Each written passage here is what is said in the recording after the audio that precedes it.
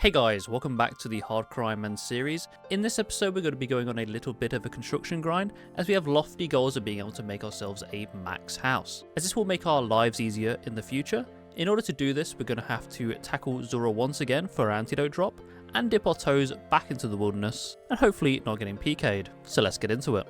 Okay, I've been working through my magic logs and here we have 82 fletching. We can now make our amethyst arrows. I will go ahead and do this. It's been an absolute mare doing all this. We had to go get all the headless arrows as well. I've done that. And now we just need to make all of these arrows or arrow tips into arrows. I'm not sure if we'll get a level from this. It'd be nice if we did, but see you on the flip side.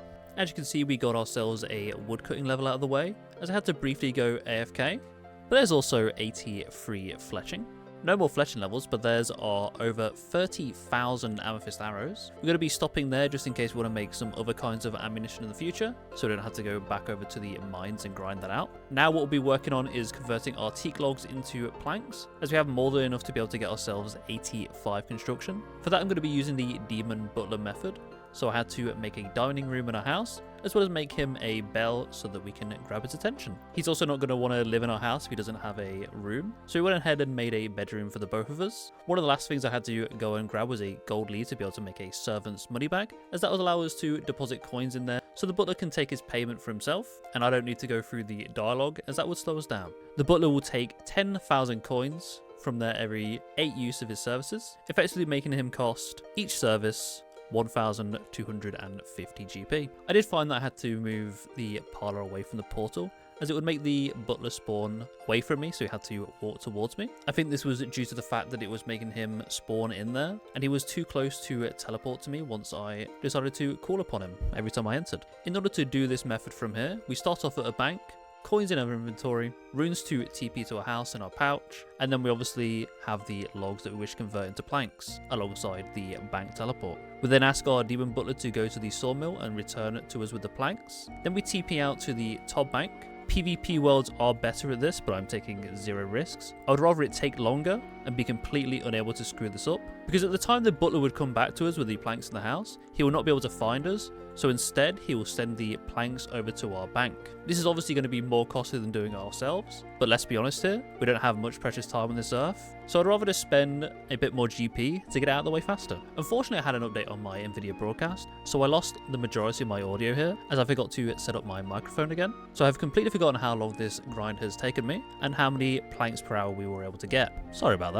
What I can tell you is that there is a video by LELADOR, link is down below. This video states you can make upwards of 6,000 planks per hour, but obviously they are doing it on a PvP world as opposed to the virtual blood banks, which obviously causes a little bit of discrepancy. Afterwards I made enough steel bars, teletabs to various locations we want to go, switched to the Lunar Spellbook for NPC contact, and started our construction grind using Mahogany homes once again. And on our very first contract back, we managed to achieve ourselves 71 construction. Decided with our spare cash to top up our kingdom once again, as it has been quite a while, but we won't be having a peep at what our loyal servants have gotten us. We'll just be leaving that in there to accumulate over time. I've decided that I'm going to be buying the construction outfit first while we are doing the Mahogany homes grind, obviously being the best option to be able to get the most XP out of our planks. And to make it easy on myself mentally, I'll be buying the most expensive piece at every opportunity we have, so that the next piece is cheaper and feels like there's less of a grind to get there. Okay, we have ourselves 600 more points, so now we can go over to the reward shop once again, get ourselves some carpenter's trousers as the second piece of the outfit obtained. Let's get in there. Oh yeah, I should mention as well, obviously the scenery definitely does date the video a little bit. This is currently the 12th of December, so we have a little bit of catching up to do still. Okay, we're currently at 407 points. It's been another couple of hours. Carpenter's helmet. I almost put the boots by accident. Acquired. 3 pieces of the outfit obtained. 1 more to go. And then we'll probably be saving up for the blueprint. I'm not sure we will make it to 2,000 points during this grind, but we might as well just, you know, hang on to the points, because what else are we going to buy? A supply crate? Let's have a look. Mahogany homes. Oh, the Amy saw as well. Yeah, we'll probably buy the saw, and you might as well buy a supply crate for the collection log slot. But yeah, we'll probably buy just one of these and then save it for the blueprints, because we may come back to doing collection logging stuff later on down the line. But for now, time to get cracking on again. Well, we're just into, well, about halfway through level 80 construction. We have the ability to buy ourselves some carpenter boots, which then completes the outfit. Next is going to be Amy's saw. Well guys, we are at Amy for the last time in this grind probably. We have 527 points. We're going to buy Amy's saw, and we're going to get ourselves a cheeky supply crate, which we're just going to open up immediately. 28 oak planks, we don't really care, but it's nice to have something as a reward. I'm pretty sure if we swap Amy's saw, yeah, there's now an offhand. So now we can wear this full time, and we can just get rid of this other saw and have more space in our inventory, which is pretty neat. Okay, after this shelf, we can hand our contract into Tao. Finish the work that you wanted. That is level 83 construction. I had to take a little bit of a break, but we're back on track. I went to bed. Hopefully I'll get 85 construction out of the way today. We're going to need, what, like 600,000 more XP? It's like 3 hours of work. Let's get to it. 84 construction we've now done. Well, might as well just hand this one in. 858 contracts. It's quite a few. So I was just doing some of my tasks, and I think everyone decided to become a cube. This happened before for me, but I think Runelight, possibly the HD plugins, had a little bit of an upsetty spaghetti right now. All them. I'm just gonna quickly reload my Runelight client, I guess. So if you see these points and contract didn't change, you know why that's happened. And here we are after 951 contracts. We talk to Norman, 2,300 XP. We drink ourselves a nice cuppa. 85 construction. According to the wiki, a max house contains these items: an ornate rejuvenation pool for restoring stats, which will make it far quicker than using the Pharaoh's Enclave for us; a gilded altar for trading prayer, something I will be passing on as I will be likely getting to 99 prayer using bone shards in Varlamore, as that will increase the amount of XP we can get per bone; and a cool altar for being able to switch spellbooks, greatly speeding up our ability to switch between the content that we're doing, as it can be a pain in the ass to swap these for doing raids or in between Slayer tasks. An armor stand for repairing degradable armor, which we already got in the last episode; a lectern to create tally tabs, as we'll always want to have a stack of them for future grinds. You never know when you might need them. And finally, teleports from the ornate jewelry box, portal nexus, spiritual fairy tree, and several portals. This is obviously to get around the map as fast as possible, to be able to speed up everything we can possibly do in the game, saving us a massive amount of time overall, while also reducing the complexity of things such as herb runs and bringing along fewer items for that. Due to farming levels and a complete lack of runes respectively, we'll not be making the spiritual fairy tree, electing for the ring alone instead, and the portal nexus, as this requires us to pay 1,000 times the rune cost of the teleport spells to be able to use them from there, and we just currently don't have that kind of capital. We'll have to come back over to this later. The other stuff is far more important to us though, and the reason we went for 85 construction over 83 is due to the fact, once again, I dislike stew boosting, and we might as well chip away at the 99 construction grind, as the cape is an amazing piece of utility, and we'll want to get that in the future. As you can see on the screen, these items are going to cost us a whole heap in supplies, mainly cash for these special construction items. We managed to make our jewellery in the previous episode, so the items that we're going to need to gather are as such: the Pharaoh Sceptre from Pyramid Plunder, 10,000 Astral Runes, which will cost us roughly 1 million GP, 2 Magic Stones, which is 1.95 million GP, 3 Marble Blocks, 975k GP, and 9 Gold Leaves, 1.17 million GP. This in total is going to cost us around 5.1 million GP to be able to obtain. So let's get on with it. Please make sure to like, comment, subscribe on the video, or else my editor will kill me. So after going over the list of what we want to obtain, the first thing I'm going to be doing is getting my thieving up to level 81 so that we can go to the next level of Pyramid Plunder, which will vastly increase the amount of chance we're going to have each time we go through the Pyramid Plunder minigame, hopefully making it a shorter grind for us. The last time I did this grind, as I was just complaining in chat before, I was doing a group Ironman. I went 5x the drop rate, which was not a fun time, I'll give you that. So hopefully it's not going to be too bad. I'll probably see you back when I hit 81 thieving, as I'm going to be ready to go to Pyramid Plunder right then. And we'll see how lucky we get. Okay, there is 81 thieving. I kind of didn't expect it to come just then. And we luckily got ourselves 653k, which obviously makes a dent into the 5 mil plus that we need. But now that we have that out of the way, I'm going to go and secure myself some more super anti-poison so we can do Pyramid Plunder. Probably around about 100. This is though that we don't have to stop doing the grind at any point. We can just power through, hopefully, and get the Sceptre in one sitting. So let me just go out of the way and do that, and we'll be at Pyramid Plunder, and I'll explain how I'm doing it. Don't ask why I had an escape crystal and then just let it time out against the unicorn. Biggest waste of 75k gold I've ever done. What the hell? I was busy looking over at my other monitor to see if I should be doing unicows or not. Oh my god. I hate it. It's my own fault. It's completely not on the escape crystal. I could have set it up to be like 10 seconds and whatnot. I left it on 2. What am I doing? I'm just not used to playing the game. It's been like a month since I've killed something, I think. At least it feels like it, like properly. Because we did a lot of star mining. Then we did a lot of we did fletching, star mining, thieving, construction. I've got to get back into the swing of things for a little bit. Okay, here we are. This is my inventory and setup. We've made this got a little bit of prayer bonus and obviously grateful to run more. We brought some stamina potions if we need them. We obviously need the super anti-poison. And if we ever need to replenish our prayer, there's an altar right there. So we'll minimize the amount of prayer potions we're going to be using. So I just need to find which door this guy's in. And then we'll be off to the races. During our pyramid plunder grind, we're not going to be doing our best XP per hour method of opening up the urns. We'll only be opening up the golden chest in the center of every floor and the sarcophagi from the 4th floor onwards. As you can see on the graph, we'll have a 1 in 87 chance of attaining the Pharaoh Sceptre, so the grind shouldn't take us very long. I also remember to pick up my escape crystal, so one unfortunate DC will not be killing off the account. In this clip, as you can see, our escape crystal that I felt so proud of remembering pops from me forgetting to drink an anti-poison dose. Whoopsies. There's 82 thieving. We currently have gained 230k XP at a rate of about 30,000 an hour. We're currently 8 hours into the grind, so hopefully it doesn't take too much longer from here. Okay, lads, boys. Very, very small into... I can't even... Oh my god. Give it to me. Yoink.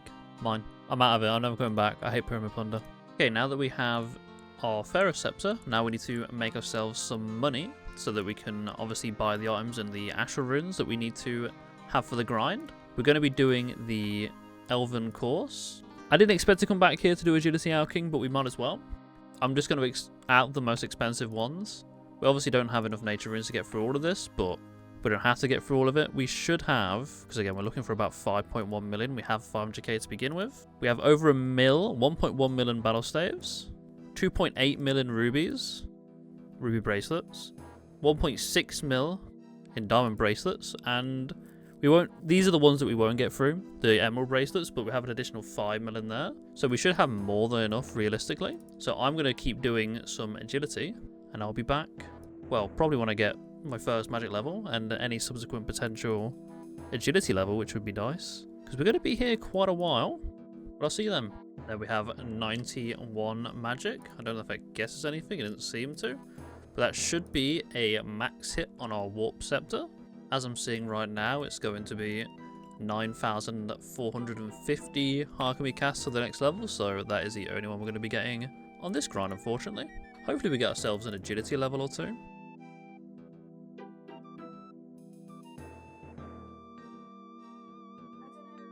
That's a new one. I have looked away doing agility, forgot to take off my crystal from doing pyramid plunder, and I've just TP'd from failing an obstacle. That is a first for me. Immediately going to be banked. I'm not good at this whole maintaining an escape crystal thing. Again, it's down to stupidity. Let's not sugarcoat it. It's okay. Complacency as well, but mainly stupidity. And with this, we have ourselves 83 agility. We've done 188 laps because we've been doing the portal every single time. We did get some crystal impling jars, which I'm going to open up real quick. Amulet of the Power, Onyx Bolt Tips, Rune Darts. Not too shabby. I don't think we'll ever really use the Rune Darts. But what I'm going to do is I'm going to stop doing agility now, and I'm just going to high alch because I'm a bit bored of agility. Getting an additional level is nice, and we kind of want to save our agility levels for Hallowed Sepulchre anyway, so let's get cracking on just doing some alching. I'll probably get to about a 6 mil cash stack if I can, so that we have some spare left over. Okay, we have, I'll be honest, I haven't touched the emerald bracelets. I've also just been wasting fire rinse, don't worry about that. We have 6.23 million GP after getting rid of all of our ruby bracelets. We've kept 1 diamond because that is a hard hard iron requirement. Now we have to go through the unfortunate task of buying Astral Runes. The problem with Astral Runes is that only one shop sells them, and I'm going to be honest, in current year, they're always empty. I would do some rune crafting for them. However, to get 2 Astral Runes per essence, we need 82 rune crafting, and we've been on enough tangents to really go, you know what, let's just do the shopscaping. It's okay for now. I need 10,000, so I'm going to go do that. Took me about 25 minutes of hopping, but there we have our 10,000 Astral Runes. So now I just need to go get ourselves the construction irons from Keldrum, I do believe. Okay, get ready to see the cash stack disappear. We need 2 magic stones, 3 marble blocks. Do these get more expensive if they go up? Alright, yeah, so it'll probably be hopping for this, because I ain't overspending on this. I've got an attachment to my gold. Okay, we have 1.5 million left. We must have only spent about 500k on the Astral Runes, but we have all of the items that we need. Hopefully, I'm not an idiot and I did all of the calculations correctly. We do have to go make ourselves a way to boost inside of our house with the T.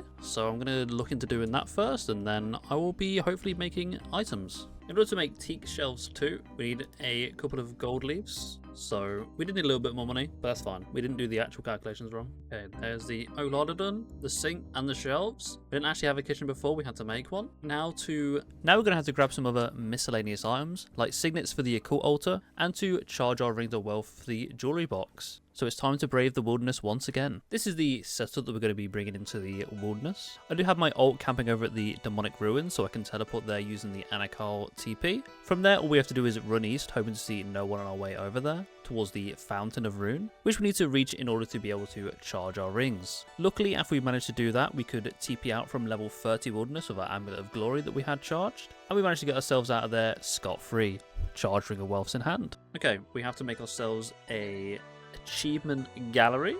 We're going to get the altar out of the way first, as it's very nice to have. It's all the way down it. 200k, man! Yeah, I don't think I didn't factor into my equation, but who cares? We can build any of them and upgrade them, I think. So let's just start off with the ancient altar and then upgrade it. What are we missing? Oh, we need a boost. We need a boost. Of course we need a boost, you idiot. No, so we also need a stove so we can make the tea. Let's get to it. Tell you what, I think I did about everything wrong there before I got it right. So then we can drink our cup of tea. We have the crystal sword this time, and then we can make our occult altar. After a little bit of a rigmarole and a few trips, we have managed to get ourselves the upgrade for the jewelry box. No, we haven't, because I forgot my 2 golden leaves. I'm going to end it all. Okay, for real this time. Now we have the ornate jewelry box. Now all we need to do is get the max pool, which is going to require us to do some Zora to make some antidotes. Well, make some anti-venoms, but we're going to need the antidotes from the boss to do that. So let's get to it. Okay, I've decided to change my setup from the last time we did Zora. We're going to be bringing the Warp Sceptre over the Fire Wave, because that means we can be sitting on Lunar Spellbook and Cure Me. I'm really happy that I checked this, because I didn't change my rune pouch, but just assume that it's fixed. And then obviously now that we have the Amethyst arrows, we can start with potions and whatnot, ranging Zora on a switch. And obviously again is a new PB, so it's working. Hopefully I don't die to Zora, but you know, better players have been taken down by it. I'll see you when I get the antidote plus or any other significant drop. Obviously I'm just going to go change my rune pouch real quick. Okay, that kill took a whole lot longer, but then we got our 10 antidotes 4 dose, so now we no longer have to do Zora. We have 3 KC and it is behind us. I'm very fortunate, as you know, Zora is quite deadly. So at this point I've realised that I actually need 87 herb lore to get to making our anti-venoms. So we're going to need a 83 with a +4 boost. I do think we have it banked, but it might be a little bit iffy because we have a lot of Toflax potions. So I'm just going to sort out doing farm runs and whatnot. And AFK in between those, I'm just going to start mining some more amethyst. So you probably won't see too much. And I'll just start doing some more herb runs as well to keep it going. Yeah, just looking at my supplies here. We have 5 crushed nests. We have probably like 50-ish birds. This is horrible. Don't look at it. But yeah, we have 50 normal nests, and most of our XP is stuck in the Toflax potions, so it's going to take a while. Unfortunately for this episode, we don't have the time to finish off our max house, so we'll be coming back in the next one to bash out some giant mole and finally making our antivenoms so that we can build the ornate reju pool that we're after. Massive shout out to Walter for being our LELADOR, and a big thank you to our big and little spoons for supporting the channel. If you wish to be part of this list, please join the channel down below for the appropriate tier, or subscribe on Twitch to become a big spoon. I love you all, and I hope to see you in the next one.